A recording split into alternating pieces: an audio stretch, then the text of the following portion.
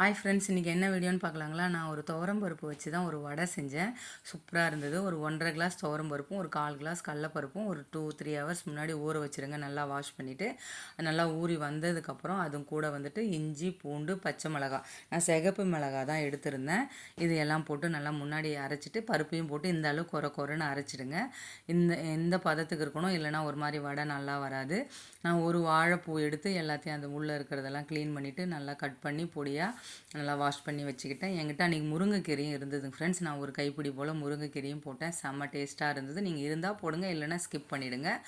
அதுக்கப்புறம் அதுவும் கூட வந்துட்டு வெங்காயம், கொத்தமல்லி, கருவேப்பிலை, பொடியாக நறுக்கின வெங்காயத்தை உங்களுக்கு தேவைக்கு ஏற்ற மாதிரி போட்டுங்க. ஏன்னா நம்ம வெங்காயம் வந்து நிறைய போட்டுட்டோன்னா வடை வந்து பிடிக்கிறதுக்கு வராது, நமக்கு ஒரு மாதிரி உதுது போயிடும். அதனால் நமக்கு அந்த எந்த அளவுக்கு வேணுமோ அந்த அளவுக்கு இருக்கணும். உப்பு கொஞ்சம் போட்டுக்கிட்டேன். கொத்தமல்லி, கருவேப்பிலை எல்லாம் போட்டு நல்லா வந்து கலந்து விட்டுருங்க. நல்லா பிசைஞ்சதுக்கப்புறம் நல்லா நல்லா ஒரு அழுத்தம் கொடுத்து பிசைங்க.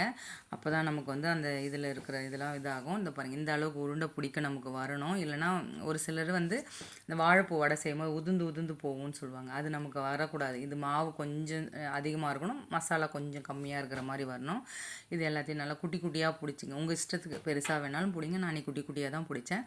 சூப்பராக இருந்ததுங்க ஃப்ரெண்ட்ஸ். வேர்கடலை எண்ணெய் ஊற்றி கடாயில் காஞ்சிட்டு இருந்தது. நான் குட்டி குட்டியாக பிடிச்சி வச்சுட்டேன். நான் பொங்கல் செஞ்சுருந்தேன் அன்றைக்கி. இது தொட்டுக்கிறதுக்கு வச்சேன். செம்ம டேஸ்ட்டாக இருந்தது.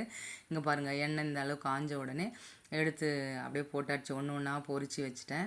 செம்ம டேஸ்ட்டாக இருந்தது. ஒரு யாருமே வந்து துவரம் பருப்பில் செஞ்சாங்கன்னு சொல்லவே முடியாதுங்க ஃப்ரெண்ட்ஸ். அந்த அளவுக்கு டேஸ்ட் இருந்தது. என் ஹஸ்பண்டே நிஜமானி எங்கள் அம்மா வந்திருந்தாங்க அன்றைக்கி.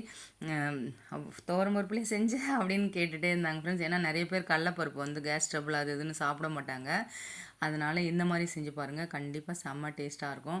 ட்ரை பண்ணி பாருங்கள். இதுவும் கூட வந்து இப்போ அந்த காராமணி அந்த மாதிரி இருந்தால் கூட போடலாம் ஃப்ரெண்ட்ஸ், நல்லா தான் இருக்கும். நீங்கள் இதை ட்ரை பண்ணி பார்த்துட்டு எப்படி வந்ததுன்னு சொல்லுங்கள். ஏன்னா குழந்தைங்க வந்து வாழைப்பூ வந்து அப்படியே கொடுத்தா சாப்பிட மாட்டாங்க, இப்படி கொடுத்தா சாப்பிட்ருவாங்க. நெக்ஸ்ட் வீடியோவில் பார்க்கலாம். Bye friends.